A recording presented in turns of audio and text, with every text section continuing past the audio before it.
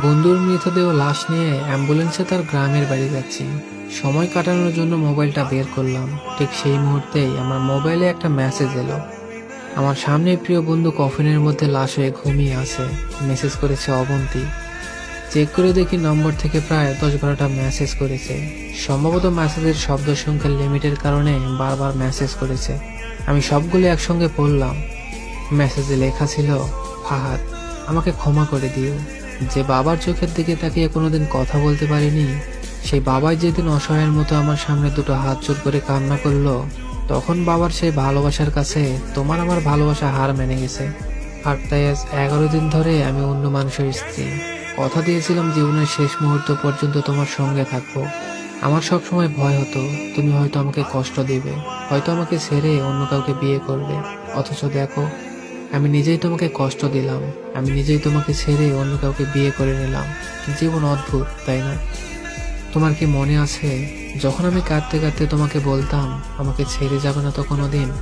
তুমি হাসতে হাসতে বলতে, আমি কোনোদিন ছেড়ে যাব না অবন্তী, কিন্তু তুমি হয়তো চলে যাবে। তখন আমি রাগ করতাম, কারণ আমি তো তোমায় পাগলের মতো ভালোবাসতাম। তুমি নেই, এরকম একটা পৃথিবী আমি কল্পনাও করতে পারতাম না।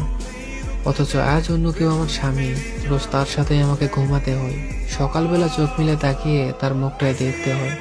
মানুষের জীবন এমন কেন যে যাকে চাই যদি তাকে পায়, প্রকৃতির তাতে কি যায় আসে? কেন প্রকৃতি তাদের কাঁদায়? হুট করেই সবকিছু ঠিকঠাক হয়েছিল। আমি তাই ইচ্ছে করেই তোমার সঙ্গে যোগাযোগ বন্ধ করেছি, নাম্বারটা বন্ধ করেছিলাম। বিয়ের দিন ভাইয়ের মোবাইল ফেসবুক আইডি ডিলিট করলাম।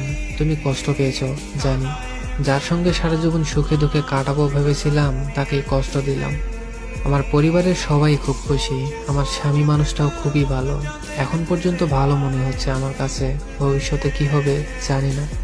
তোমার কি আমাদের সেই প্রথম দেখা করার কথা মনে আছে? সেটাই প্রথম ছিল, আর ওটাই যে শেষ হবে তা কোনোদিন ভাবিনি। আসলে মানুষের চিন্তার বাইরে তো অনেক কিছুই ঘটে, তাই না? সেদিন তোমার সাথে 3টা ঘন্টা ছিলাম, তাই না? অথচ 3 ঘন্টার মধ্যে আমরা কেউ কাউকে স্পর্শ করলাম না। কিন্তু যখন আমাকে রিকশায় তুলে দিয়ে তুমি তোমার হাতটা বাড়িয়ে দিলে, তখন প্রথম তোমার হাতটা স্পর্শ করলাম। বিশ্বাস করো, সেদিন আমার কিছুতেই ছাড়তে ইচ্ছা করছিল না। রিকশা ছেড়ে দিল, আমিও ছেড়ে দিলাম তোমার হাতটা। আমার ভালোবাসা, আমার স্বপ্ন। তোমার ঘরে আমার জন্য কিনে রাখা শাড়িগুলো নিশ্চয়ই এখনো আছে। আচ্ছা, আমি তো এখন আর তোমার নই, ওই শাড়িগুলো কি আমি পাবো? তুমি তো যখনই পছন্দ করে কিনে রেখে দিতে, আমি বলতাম বিয়ের পর সবগুলো একসঙ্গে নেব। আজ আমি বিবাহিত, কিন্তু স্বামী তুমি নও। এই স্বপ্ন তো আমি কোনোদিন দেখিনি। নিজের পছন্দের একটা মেয়ে বিয়ে করে নিও, তারপর সবগুলো শাড়ি তাকেই দিয়ে দিও। মেয়েরা শাড়ি কতটা পছন্দ করে তুমি কি জানো? তোমার স্ত্রীকে যখন দিবে তখন উপলব্ধি করে নিও। তোমার সাথে অনলাইনে পরিচয়, তাই সিদ্ধান্ত নিয়েছি এই জীবনে আর কোনোদিন অনলাইনে যাব না। নাম্বারটাও চিরদিনের জন্য বন্ধ করে দিব। আজকের পর থেকে আমাদের আর কোনোদিন কথা হবে না। তোমার কাছে একটা অনুরোধ করছি, যদি আমাদের কোনোদিন চলার পথে দেখা হয়ে যায়, তাহলে প্লিজ অচেনা হয়ে চলে যেও। নিজের যত্ন নিও, জীবন গুছিয়ে নিও। জীবন তো একটাই, তুমি ভালো থেকো, আমি ভালো নেই। ইতি, তোমার না পাওয়া অবন্তী। সবগুলো মেসেজ একসাথে পড়লাম। আমার সামনে কফিনের মধ্যে চিরনির্ধারিত ঘুমিয়ে আছে ফাহাদ। অবন্তী যখন পরপর 5 দিন অনলাইনে আসেনি কিংবা কোনো ধরনের যোগাযোগ করেনি, তখন এক রাতে অফিস থেকে ফিরে রাগ করে মোবাইল আছাড় দিয়ে ভেঙে ফেলে। ভাঙা মোবাইল আর ঠিক হলো না। ফাহাদ তার সিমটা আমার মোবাইলে চালু করলো। জরুরি কল এলে আমি ফাহাদকে দিতাম। ফাহাদ রাগ করে বলল যে অবন্তী যেদিন যোগাযোগ করবে সেদিন নতুন মোবাইল কিনবে, তার আগে নয়। মোবাইল ভাঙার 2 দিন পরে ফাহাদের প্রচন্ড জ্বর এলো। একদিনের মধ্যে তাকে হাসপাতালে ভর্তি করলাম।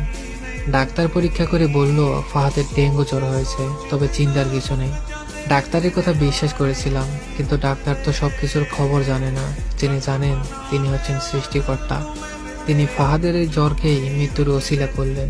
যে ডাক্তার বলেছিল চিন্তার কিছুই নেই, সেই ডাক্তার নিজেই আজ সকালে ফাহাদকে মৃত ঘোষণা করলেন। ফাহাদের আর জানা হলো না অবন্তীর বিয়ের কথা। এমন এক ভেবে সিদ্ধান্ত নিলাম যে অবন্তীকেও ফাহাদের মৃত্যুর খবর জানাবো না। অবন্তী যদি সত্যি সত্যি আর অনলাইনে না আসে আর পুরনো সিমটা যদি ব্যবহার না করে, তাহলে ফাহাদের মৃত্যুর খবর সে জানবে না। কি লাভ সদ্য সংসার জীবন শুরু করা ওই মেয়েটাকে কষ্ট দিয়ে? তার চেয়ে বরং সে ভাবুক ফাহাদ হয়তো ভালো আছে। কোনো একদিন শাড়ি পরতে গিয়ে অবন্তী হয়তো মনে মনে ফাহাদের কথা চিন্তা করবে। সে ভাববে ফাহাদের কেনা সবগুলো শাড়ি বোধহয় তার স্ত্রী পরে রোজ ফাহাদের সামনে আসে। কিন্তু ফাহাদ সাদা কাপড় পরে কবরে যাওয়ার খবরটা না হয় তার অজানাই থাকুক। আমি ফাহাদের সিম থেকে অবন্তীর নাম্বারে একটা মেসেজ দিলাম, আমার জন্য ভেবো না, স্বামীর সঙ্গে মানিয়ে নেবার চেষ্টা করো। বিবাহের বন্ধন সবচেয়ে বড় একটা বন্ধন। ভালো থেকো, ভালোবাসা। অবন্তী রিপ্লাই দিল, এত সহজে ক্ষমা করার জন্য ধন্যবাদ, আর মেসেজ দিও না, বিদায়, চিরবিদায়।